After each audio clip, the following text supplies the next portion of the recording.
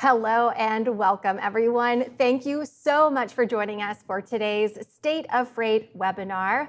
My name is Julia Becker. I'm the Vice President of Media Operations here at FreightWaves, and I'm joined in studio, as always, by Craig Fuller, our founder and CEO, and Zach Strickland, SONAR's Head of Freight Market Intelligence.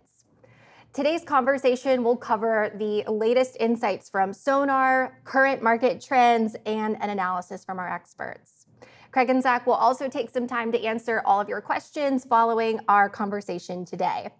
But before we get started, I want to cover just a couple of quick items. Remember, if you have any issues during the webinar, you can reach out to our team via that audience chat function in your webinar console, and I'll be in touch to help you out. If you have questions for Craig and Zach, you can also enter those in that Q&A box in your console. As I mentioned, we'll save time for as many questions as we can get through at the end of our conversation today. I'll also send a link to the recording of this webinar if you want to watch it on demand or share it with your colleagues. And now I will go ahead and turn it over to Zach to dive right into today's conversation. And thank you, Julia, and thank you to everyone who is tuning in to our third Tariff special of the year. Craig, I just want to dive right into things. What have we learned over the last couple of weeks? What's changed? I think uncertainty has kind of become the baseline. Has anything manifested over the last bit that makes you feel like we have any more clarity, or are we going to have to continue this path of living day to day? I think this is the most uncertain, even more so than COVID, that I've been, and I think most people who observe this market had been, and largely because we don't know what's next. And we've talked a lot about tariffs. I think what most people, including myself, expected was that we would get some degree of tariffs that were in the 10, 20%. Even when we talked about 54% on China, that felt like many businesses could absorb that cost. It was a lot, but for the most part, businesses, I think, because the margin delta is so significant, potentially could have absorbed that. Would have been painful, probably have to raise some prices. We're talking 145%. It's effectively cutting off most trade. And I think that's the concern I have. It's not the worldwide tariffs of 10%. Right. I think those are relatively easy. They're expensive, but it's not going to be demonstrative. It's a tax. It's like adding a sales tax on things. But when we're talking 145% on China, it just basically is a message that the administration does not want to see trade with China.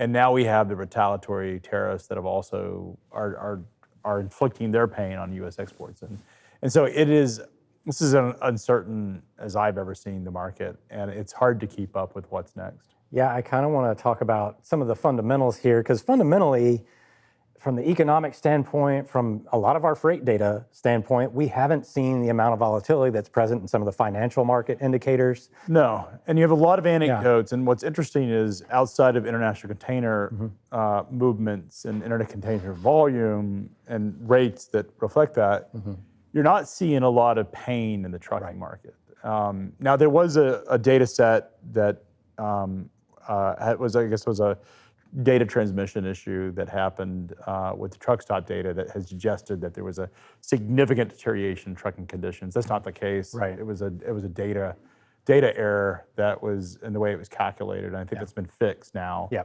But all the other data suggests the market is stable, at least for now. I think the thing that concerns me is stable on the downside. It's like we should be seeing some level of increased activity as we head into spring. But what really concerns me is what's about to happen. If you look at some of the data in international imports, and I think we can actually pull that up, is IOTI.USA. You can actually see that import activity was at near record activity in terms of volume. And we've seen a pretty, if you look at this chart, it looks as if it's following a similar pattern it has in years past. What we know about this is a 14-day lagging indicator. This is based on bookings from all over the world to the United States. And what this data is telling us, if you look at the day-to-day trade data, is that bookings are literally dropping off the cliff. And we're seeing, 60% drop in bookings compared to where we were before. Of course, that was at much higher levels. I think as we move into the calendar, it's going to be pretty challenging for a lot of trucking companies. So the two markets that I would be most concerned about is intermodal. Anything that's really across the country that's going on trains, as well as trucking, that cross-country trucking. And this is the time when Southern California starts to come on, wake up, if you will.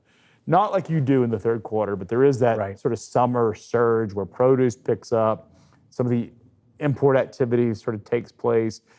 I don't know we're going to see that this year. I'd be surprised if we did. Well, a lot of that freight volume has already come into the country. It has. And that's already in distribution centers.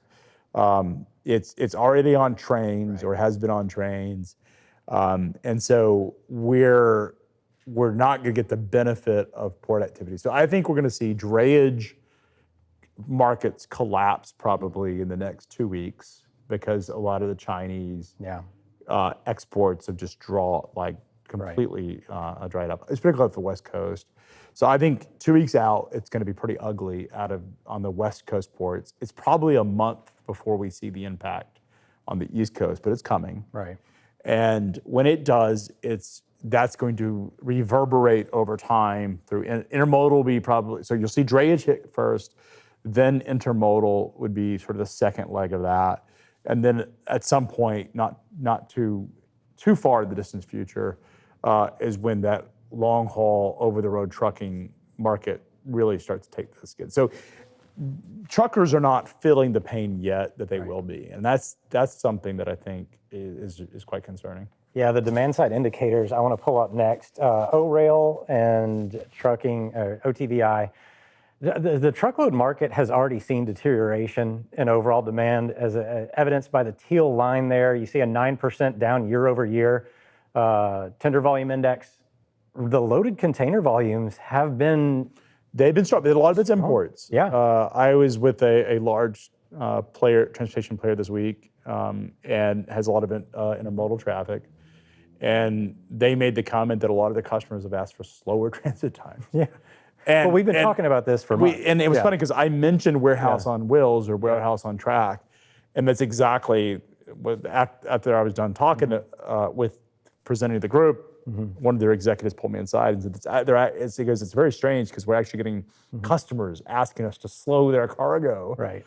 And it's because nobody wants to take possession of the inventory. I mean, there is an advantage of having it move on it's a warehouse on wheels, if you will, or track, because you don't have to worry about putting it into your inventory. And so I think we have not seen the impact of tariffs on the U.S. trucking market has not really played out yet. And I'm talking about Liberation Day tariffs. I'm not talking, I mean, we did see some impact on the Canadian tariffs put on flatbed. And we saw some slowdown in traffic related to this off and on tariff stuff that happened before Liberation Day. But we've yet to see the real drawdown in Chinese exports that's coming. And I think that's the part that gives me the most concern. Because it means a lot of people haven't felt that pain. Right. And it's coming. Yeah, I mean, when we were talking about the IOTI, it hadn't really fallen back to a level that I would say is, imminent of complete... A major concern, an economic contraction. Yeah.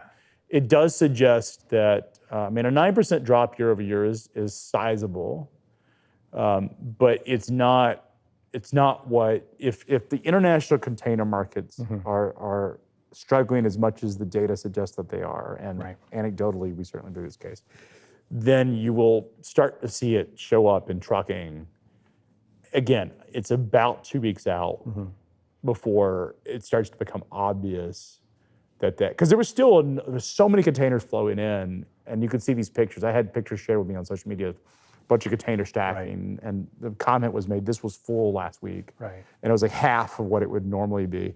Within within a week to 2 weeks, you'll start to see a lot of these containers that backlog will have disappeared. So from a consumer standpoint, though, like I don't think a lot of people have a good representation of what 145% tariff means in terms of their prices. And is the freight even going to be there? Because a lot of these companies, they're just canceling orders altogether. They're just not ordering. I had a large international forwarder CEO share with a comment that a lot of their, because the comment to me, and I won't share the name because it was in confidence.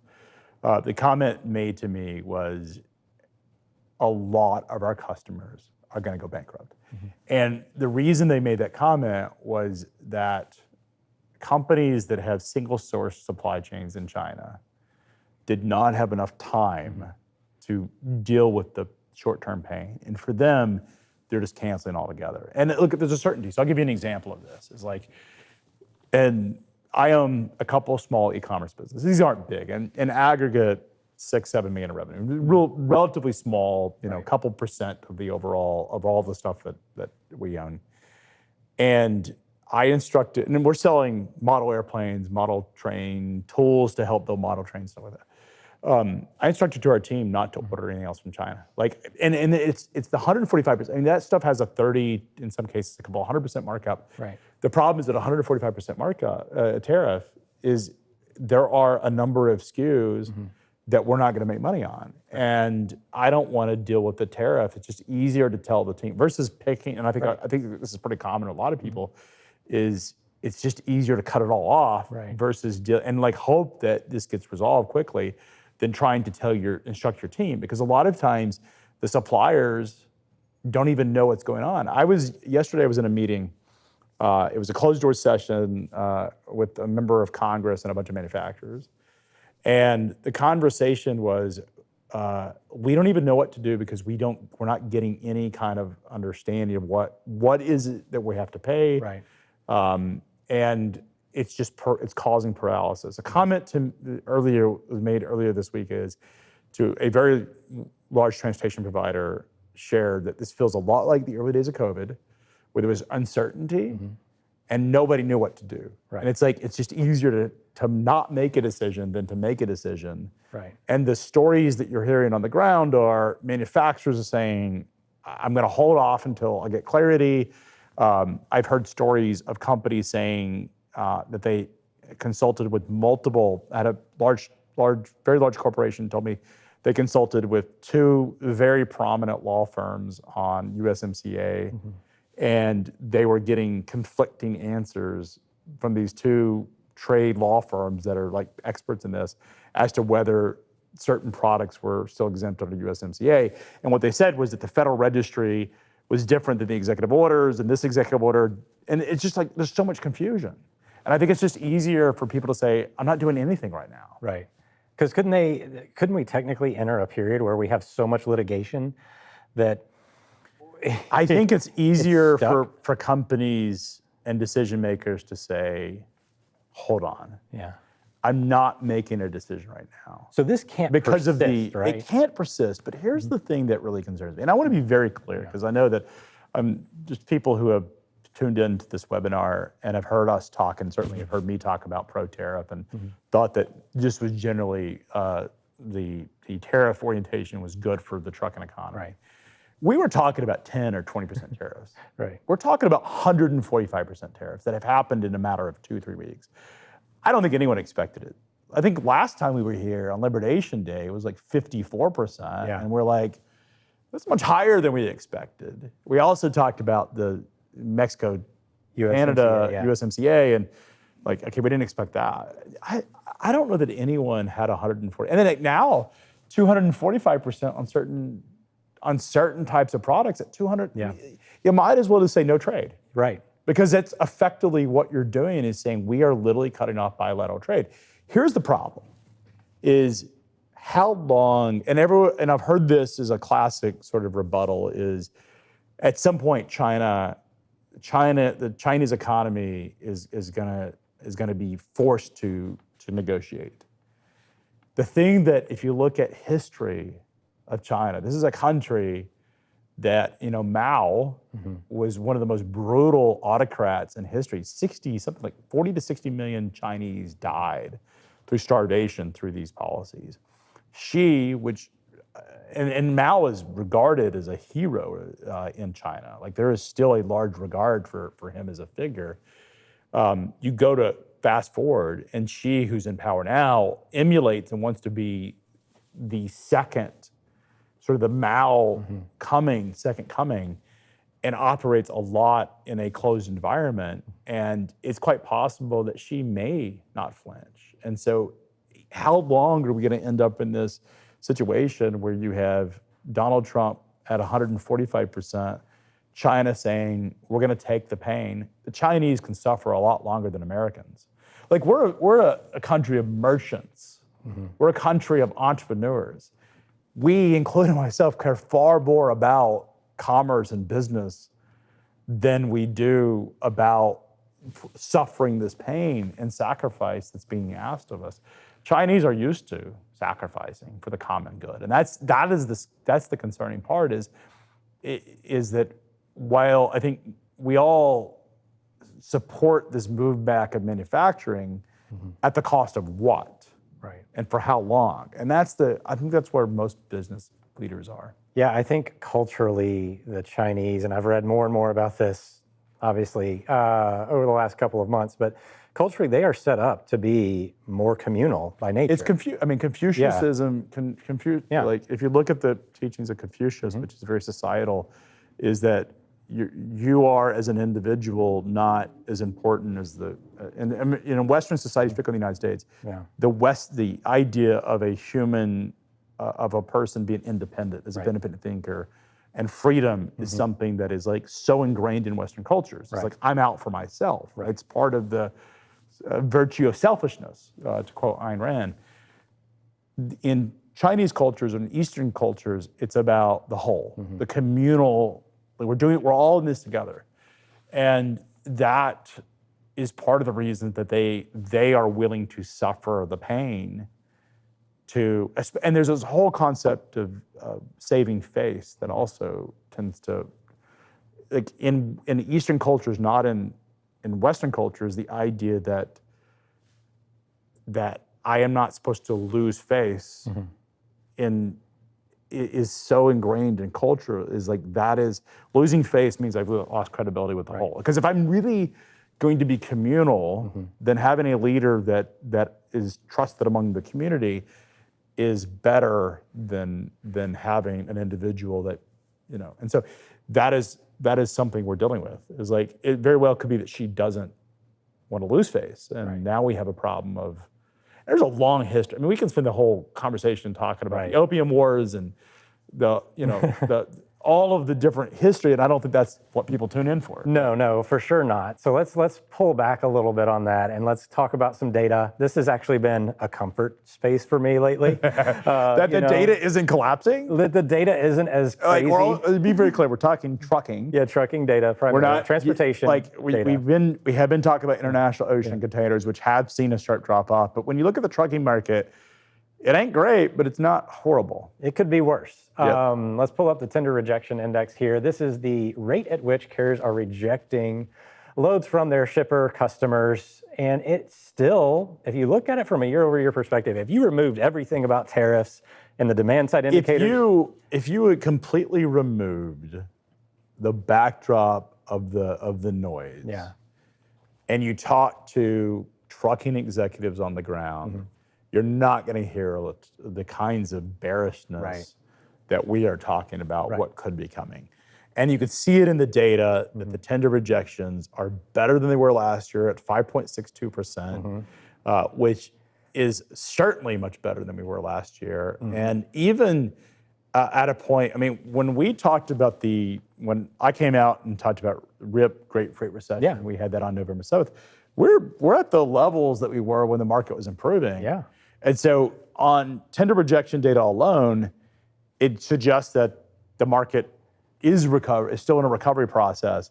I think what concerns me is what's coming, but let's put that aside. It's not really dire yet. If you'd have told me we were going to be at 5.6% in April, I would have said this is it. This is the end of. You mean last year? Yeah, like last year. Yeah, a year from now, these will basically double, and I think that's one of the things that the whole the freight recession, as we knew it, the fundamentals of what caused the freight recession was last cycle. Right. In other words, we had so much capacity relative to demand.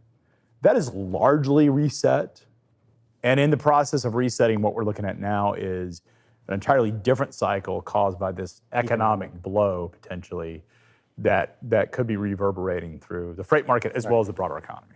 Right, and a tender rejection rate of 5.6% is still not what we would consider like crazy. It's not robust at all. No, this is actually a pretty high, low-level rejection rate when you talk about it historically. For context, and I've pulled it off here, the COVID era was, the average for 18 months was 22%. Yeah. And that was basically tight all the time, inflationary for the spot market, contract rates, et cetera. We're at 5.6%, a long way away from that. I think we discussed a 6 to 8%. You have preferred. Yeah. I mean, we both have been aligned that 6 to 8% is sort of the range. Yeah. Where if we're in that range, we're in kind of a balanced. We're in a good, yeah, balanced market, and we certainly did get above that range last year in the fourth quarter. We started off, actually in pretty good shape this January. Yeah, we had winter weather. January was a great month relative to the rest of the year, but we've seen it really slow down since. But look at the erraticism. This is outside of seasonality. You know what that's happening, right? Is that it tells you that there's more tightness in capacity than there has been, and we've had a 9% drop in volume, and yet tender rejections still stay in I'll call it respectful range. Well, you and I come from kind of a carrier and asset-based background. Your lineage is, from an asset-based carrier perspective. I've worked at one for a long time. This to me is a sign of network rebalancing issues. They're temporary, they're short-lived, but there's a thinness in a network that's showing up here that wasn't there before. Whereas you were overbought and directionally, look at these charts. Yeah. If you go back, let's pull the charts up here again, guys, in the back. So let's go look at the volatility that you had last year. So you had an enormous amount of up and down volatility, but the line, you look at that green and that pink line, we're both at this time of year descending. I don't know if disintegrate is the right term. And we had a little bit of that from the January to March drop off, but we've had this, like the white line does not look like the green or pink line. No. Like it's a relatively level of a range, or range bound. Right. Between 5.5% to 7% since mid-February. Right. But sharp ups. And that tells you that there is some level of distress as it relates to capacity. And so I think as we move into the rest of this period of time, I think we should be watching the tender rejection data to understand how tight things are. Well, this is the things that we've been talking about over the last several months, is that largely the freight market has been in a supply side corrective event. And it feels like, and so I will say this, that it feels like the freight recession that we understood and the fundamentals that drove that are largely over with. Right. That there's too much capacity relative to demand. What we're dealing with now, and what we've been dealing with really since mid-February, is something completely different. Right. And it's easy to bookend those two periods of time of saying we had this 3-year freight recession and things didn't get great enough for long or good enough for long. Therefore, we really out of it? And people will argue that point. I would suggest that this economic cycle is completely different than what caused the last freight economic cycle. For sure. I want to pull up the spot rate chart because this is what a lot of people kind of relate to. The NTIL. Which is where you feel it, man. This is what brokers mainly look at. And it's what drivers see. Yeah, this is the rates. But the problem with rates, and one of the reasons I still tout the tender rejection, is that that's a very operational figure. It's not emotional. It doesn't have a lot of mixing. It also doesn't have the fragmented rates. It takes some time for everyone in the market to sort of get on the same page as to what the rate should be. There's a discovery issue with rates at times. Yep. There's mixing. You get short haul mixed with long haul, et cetera, at disproportionate levels, and that can really mess with aggregate figures. But we do kind of typically see when things go chaotic overall, rates tend to increase. Yep. We're not seeing a huge increase because what was reflected in that tender rejection index is largely not an aggregated thing. It's these pockets. It's range bound. Yeah. Like, I think being range bound means that you're not going to have upward pressure on rate. Right. Like, and they're short. And they're very short. And I think what we're seeing now is a little bit of deterioration in the spot rate in the last week. Right. I think really what we need to be watching are these international markets, because I think the ports are going to be the story of the year. Right. And if we end up in a situation where we don't get resolution quickly with the China, I think at the end of the day, the global tariffs are a sideshow to the China-United States. Like, I agree. The 10% tariff is important. Getting resolution is quite important. Getting some, call it, negotiation announcements, which I do think we will get some of those. I mean, Italy is at the White House today. Japan has been at the White House. I think we'll see some announcements, but I think it's a sideshow. As it relates to supply chains, all eyes are on US-China. Yeah, and it's largely due to the fact that even after a couple of years where a lot of companies have been building away from China, it is a huge chunk of that container market. It's a massive part of the container market. And I think what's also important is the raw materials and components that drive it. And I think what really is worrisome is companies do, I think about my own e-commerce business. Again, these are really, I want to be very clear, they're small. Right. They're not big, a couple $1 million. It is a classic small business. Right. Like it has, 8 employees that manage these businesses, really small. The margins on it, 40% sort of gross margins in that business, not huge. We can sustain in that business with not taking on new inventory 90, probably 6 months. Inventory doesn't turn that fast in the stuff we're selling. It is, I don't have to make a decision today. Right. Except not bring in anything new. I can drain those inventories. And I think a lot of companies are thinking the same way. Absolutely. Is I'm going to hold on to what I've got, and I'm just going to hope that there is resolution quick enough to where when we do see resolution, that then I can re-up my orders. And I ordered a lot of stuff prior to the tariffs, but certainly did not expect that it would be a decision of whether we would stop ordering. Yeah, and I want to pull up the inventory levels index of the LMI here. Got to talk to Dr. Z, Dr. Rogers here soon to get some takes here, because this is probably, there's a lot of detail in the background of this index that goes on. But Craig, I kind of want to ask here, because you just explained what an operating business thinks about in terms of supply chain management, inventory levels. If they were to import a bunch of 145% tariff goods at that level, it would sit in a warehouse. And it depends on how you do it. You can import it to a bonded warehouse, right? And it goes into a free trade zone. You don't pay the tax, you don't pay the tariff until after you've shipped it out. And I think Dooner commented on this last night, because he worked in global trade. Actually, it was a customs bond broker. And it's interesting because it's been 20 years since I've heard I worked in air freight, and bonded warehouses were a part of it because bringing a lot of international cargo. I haven't thought about bonded warehouses in 20 years. And now people are on social media, on TikTok, doing videos about how to create a bonded warehouse, or bragging or advertising their free trade zone. And it's kind of cool from a logistics standpoint to see this stuff happen. What's great about a bonded warehouse is that you can bring cargo into the United States and you don't pay. And so some of it is shipped overseas, some of it stays here in the country, but you don't pay the tariff until it leaves your warehouse, effectively. And so it's quite nice because there's a bunch of stuff you have to do.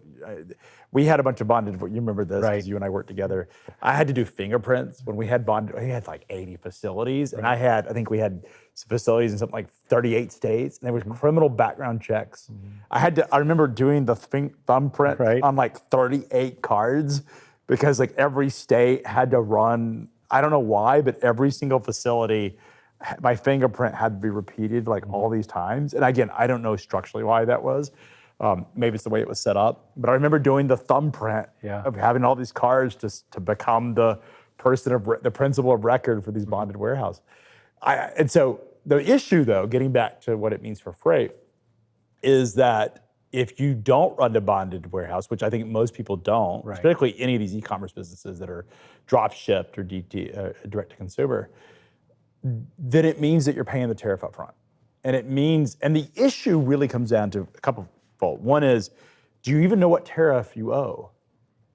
Like, do you actually know what that number is going to be? Do you know whether there's going to be a change in policy overnight as your cargo is shipping out? And we're not even talking about the timeline to order something. I'm talking about, let's say that the orders are ready to go. If by the time it gets on the water for 2 weeks out, is there going to be a 300% tariff or a 500% tariff? That is creating so much uncertainty. Even if you know what the laws are going to be, which many people don't, it's just the constant change that's causing this distress. I asked somebody, like I said, it was in a congressional closed door session yesterday, and I asked the congressman, it's like, why don't we just have a January 1st, 2026 deadline? Like, why not give people 8 months to figure this out, which is what we expected. And the answer was, there's a fear that nobody would take Trump serious. He was so worried that nothing would change that he put this deadline out because he thought that if he gave everybody 8 months, that most people would disregard it. And that may be true, that they think it would get resolved and negotiated.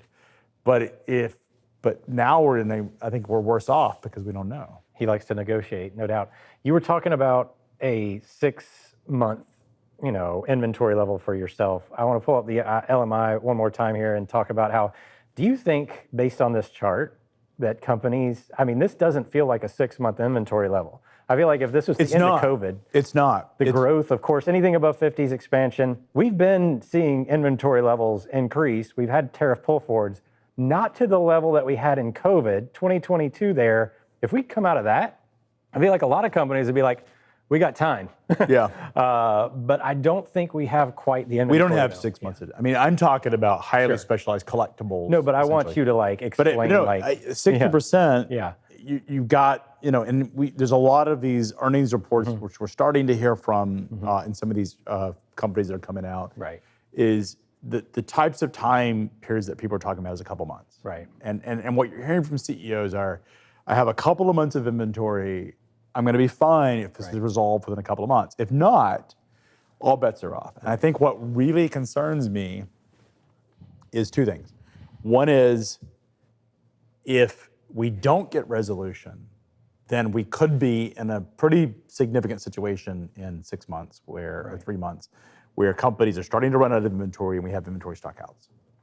And let's say that this goes on for 90 days and we start to have inventory stockouts. Once it gets resolved, and I'm hopeful that it will, then we may have a repeat of what we saw during COVID, which is a flood of container imports. Because now everybody's people like me who have held off for 90 days are saying, hey, there's a resolution. I'm going to get my stuff in before there's another change. And all of a sudden there's a surge of orders. And we could be reliving the nightmare that was the COVID 2020. In fact, I have been asked this quite a bit prior to the Liberation Day. Did I think there was going to be inventory shortages? And again, it never in my mind ever considered 145%. I just never conceived of that. And so I said, no, I don't think so. I think it's going to be a tax and companies are going to work around it. But there is a case to be made that if you turn off the order flow and then we get resolution, that all the people who didn't order anything and we start to drain these inventories down may end up surging their orders all at once, and we may be reliving I don't know if it's a nightmare scenario or a party. Like, are we partying like 2021 in freight? Because we could be. Man, this is such a wild environment to operate in. I want to pull up one more time the O-Rail and OTVI chart. And I wrote about this last week in a chart of the week about how we're about to enter a period where intermodal should fall. Truckload is going to be a little bit more resilient because it's already kind of eroded. And now we're going to enter, and what you just described is if that comes to pass, and I've talked to some customers about this risk that you can't ignore because there's literally nothing you can take off the table of your bingo card in 2025 at this point. Nothing. And look, nobody knows. Yeah. And Donald Trump is the only person that actually knows. And he may not. I don't understand how he's making decisions. Yeah. But he is literally the only person that can change this entire economy. Totally depends on China and the United States coming to one of them blinking and deciding that we're going to work together again. This supply chain that we have built has come out of 25 to 30 years of continuous effort and policy. 1980, and even more so, you can even go back to the 70s. And what you're looking at in the O-rail here, what we're saying is by the second half of the year, if we get resolution, if we get pent up, activity, this chart could flip completely. Oh, it could be insane. Yeah. And we have been doom and glooming for the last 30 minutes. Can we talk about how incredible of a change in fortune a resolution would be? Because how long, let's think about this. The economy in China shut down in January of 2020. The first COVID wave was really the third week of January. And it really wasn't until May before China sort of fully got its breath and stuff. The US shut down in March. I think Europe was late February, March. So we went through 4 months of downtime where the economy was sort of shut down. We are 2 weeks into this issue. If we start to see this go on for another 30, 60 days, we could be in a position. Now, the difference is, I don't think we're going to have a flood of the Federal Reserve, fiscal and monetary policy don't seem like they're going to be stimulus. So we're not going to see the kinds of flood, but we could be looking at a situation where we could see similar dynamics where orders just start to flood in. Right. And companies get overwhelmed with how many orders. To me, that feels like sitting here today, feels like an edge case, but a pretty exciting one if you're in freight. I mean, as catastrophic as that was at the time for a lot of it would be so awesome. I think everybody would love to have that. It would be the best case scenario in this environment. Yeah. Yeah, I mean, because honestly, that would be, I'd prefer that. We would all prefer that. I would prefer massive amounts of freight and bottlenecks to what the opposite, which is, and this is how crazy this is, Zach, is we're literally at a point where you can make either case, it can go either way. No. And if it does go positively, it could be awesome and electric. And if it goes negatively, it could be really, really ugly. Yeah. And everyone is on, and what's amazing is people who are not in supply chain, that are operating a normal service business are actually, I've talked to a lot of business owners and they're actually feeling pretty good. The service businesses that are not impacted, that are not in the middle of supply chain issues are actually feeling relatively good about where business is. We have an aircraft finance business, and we've had more deal flow in the last month than we've seen in forever. And people are doing deals. People are buying airplanes, and so there's still things happening. Right. It just feels it's so uncertain right now. So I want to stop it here and get over to the Q&A because I would imagine that we have a decent amount coming in.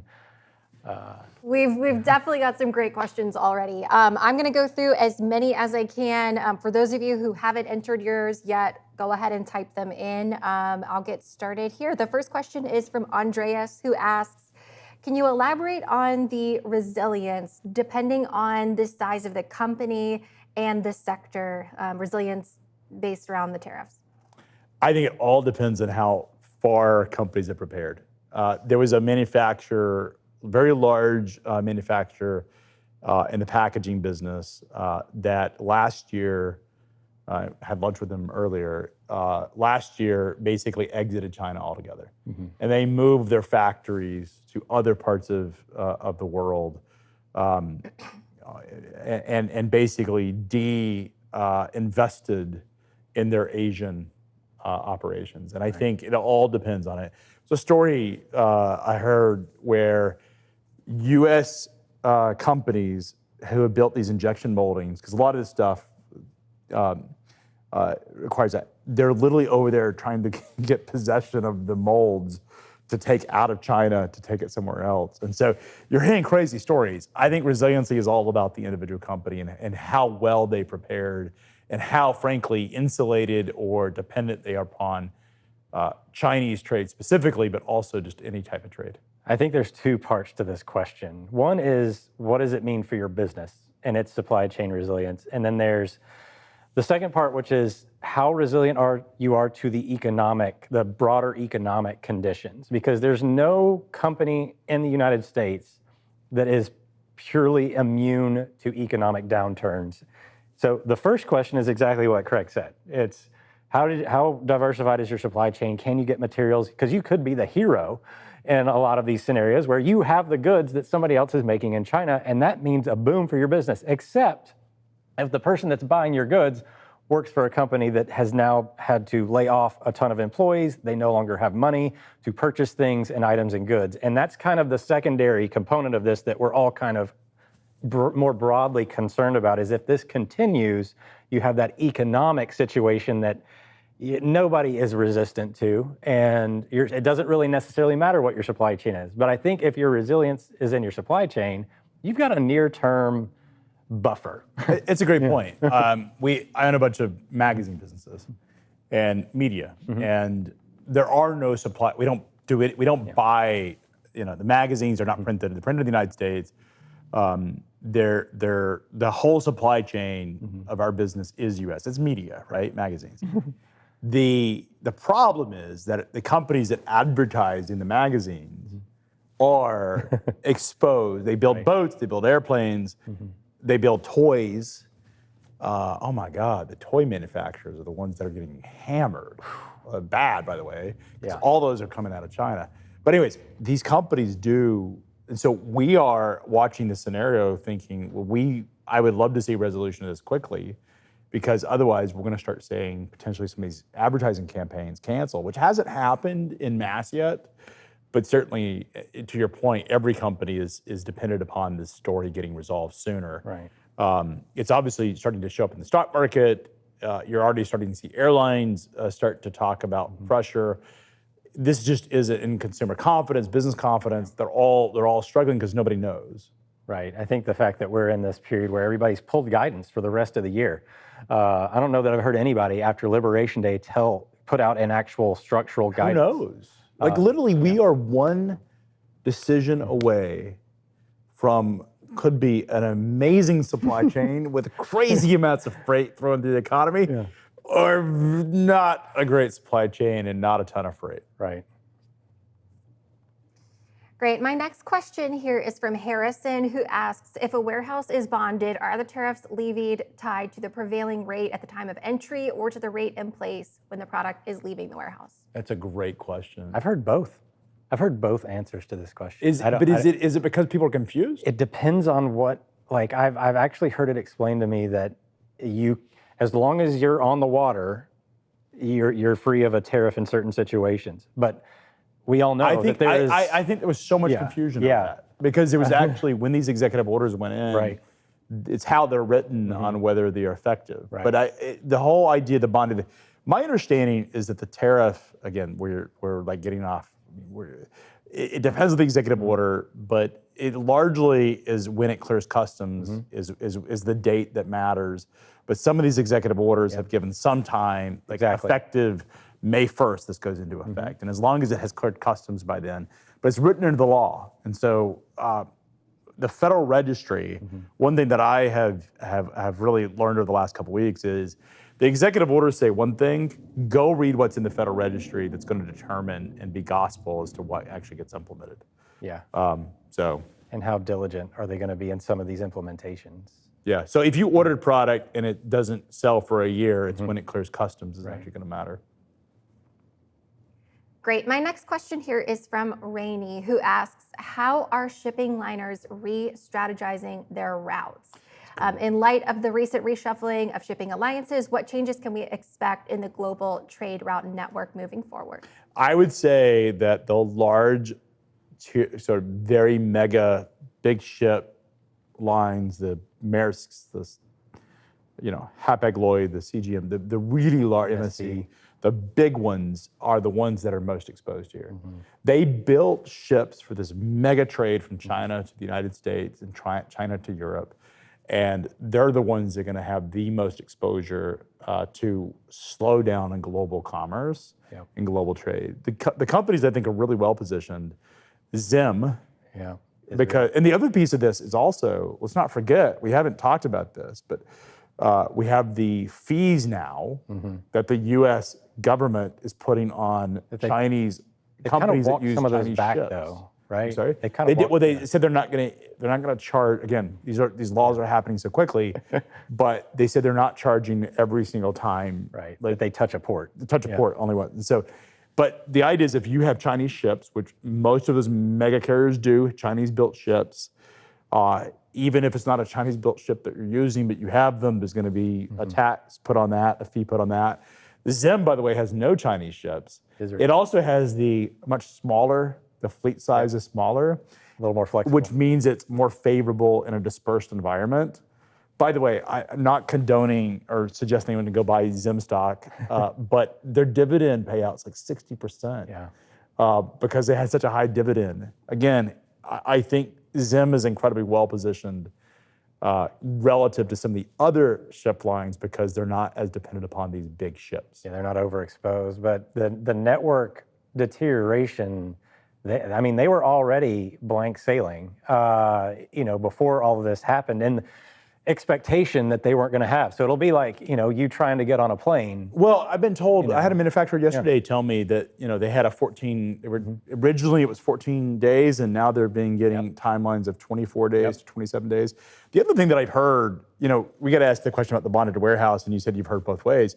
One of the things I picked up, I've heard this a number of times, from a number of manufacturers, is they get conflicting answers. Is one person will tell them one thing, another person tell them another thing, and it's a lot of contrasting rule. And you can go actually look at what's written, and then you'll see another executive order that seems like it's completely different. We haven't even talked about the electronics. The whole here's what I don't understand. Toys. Ryan Peterson had a great tweet. He said, "So let me get this straight. We have said electronics and semiconductors are exempt from the tariffs, but we're tariffing toys and textiles? Why? That just seems so..." I joke with people about how this occupies my mind subconsciously more than I want it to. And it's stuff like that you can get stuck trying to rationalize and reason through some of this stuff when you just aren't going to get to an answer. I don't understand it. It's a tough thing, but it's Dooner tweeted out. I don't know if they had it pulled up here we're talking about bonded warehouses in the mainstream. What a time to be alive! It's amazing. I will say that, as we said during COVID, supply chains are not boring.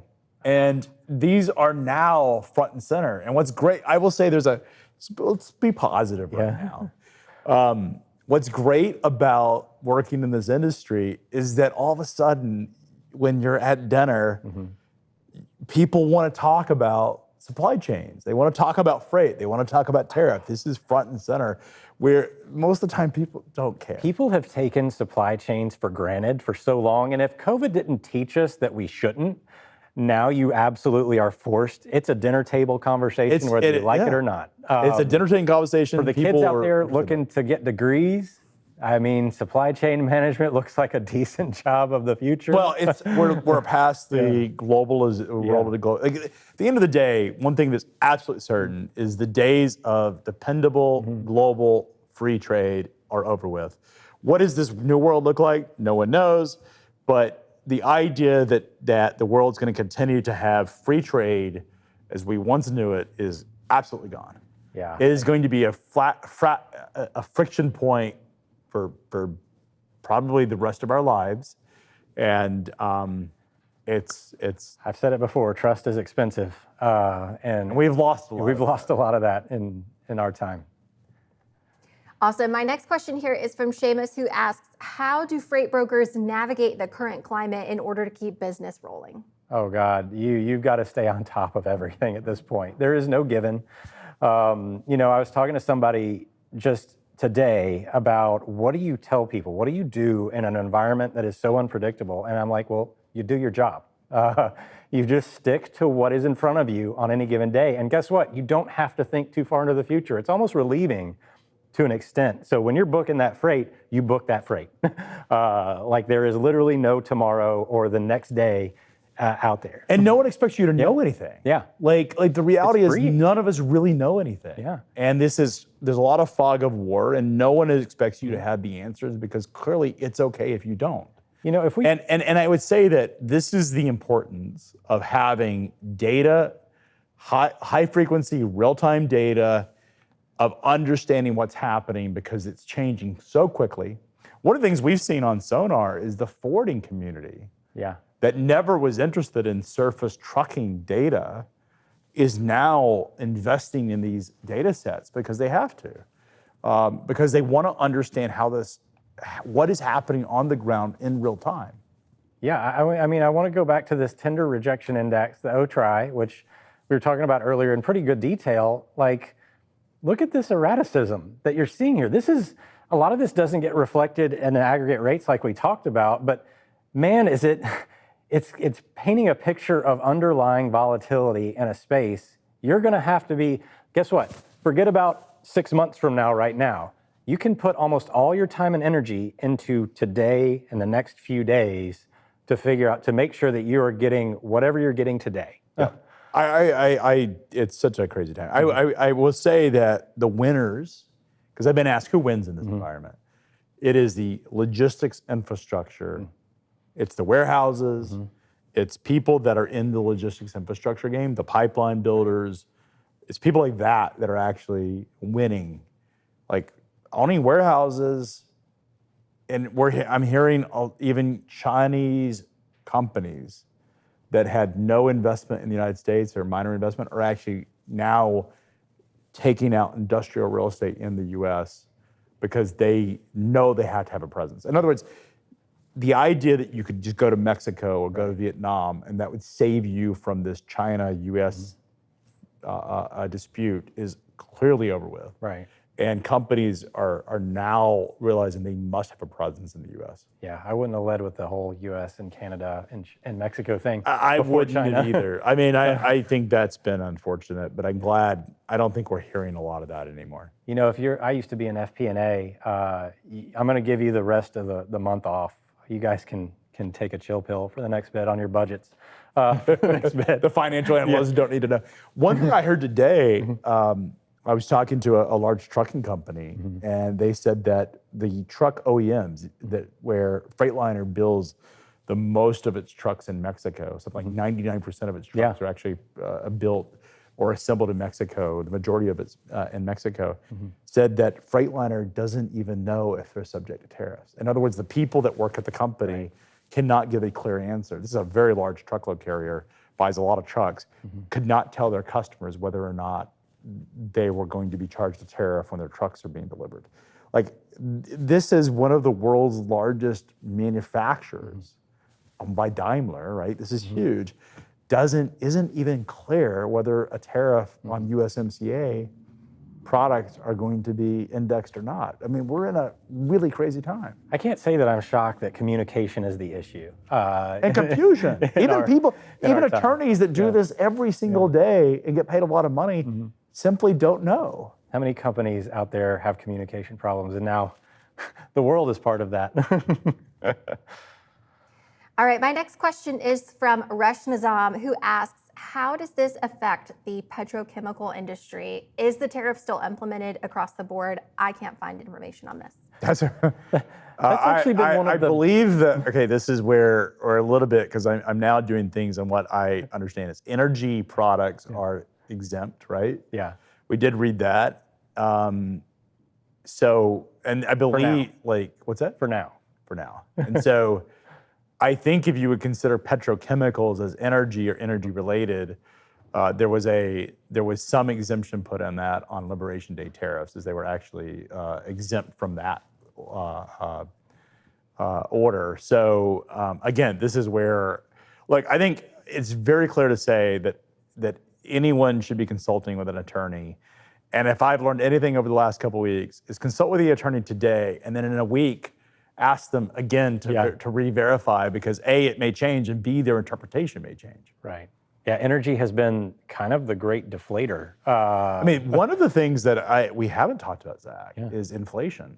And I mean, we talked a lot about it when we were talking about the election and where it was coming. But one of the things that we very well may not see is, while we may have product prices increase, inflation across the country, actually, because of demand destruction, assuming that this stays and we don't have this massive surge of imports, we'll put that for a side, is that energy prices are down. Food is largely not impacted by this. We're not seeing a lot of food companies that really import a lot of products, seafood being an exception to that. Real estate markets are starting to cool off, housing's cooling off. And so you're starting to see some of the deflationary pressures, which may be one of the good things that comes out, is we may have stopped some of the runaway inflation that we've seen. Obviously, certain products will see it, but demand, nobody wanted to have demand destruction to solve the inflation problem, but it very well may be that we don't see runaway inflation. Energy is driving so much of that. Yeah. Awesome. Well, it looks like that is about all of the time that we have for today. Craig and Zach, as always, thanks for being here with us. Before we go, Julia, I want to talk about two things. Okay. One is the freight fraud event in Dallas is on May 14th. Hope to see you there. We're going to talk about freight fraud. We have an AI event, AI and supply chain, in Washington, D.C. on the 30th of July. And F3 is coming up in Chattanooga in October. So lots of good events. Hope to see you guys there. Yeah, fraud a huge issue. This feels like a fraud paradise almost. This type of confusion and volatility. Yeah. Absolutely. Yeah. Because people, I don't want to go there. Awesome. Well, yeah, we can't wait to continue all those conversations at our events. You can learn more about those events at live.freightwaves.com. And thanks again for joining us, everyone. Hope to see you again next month.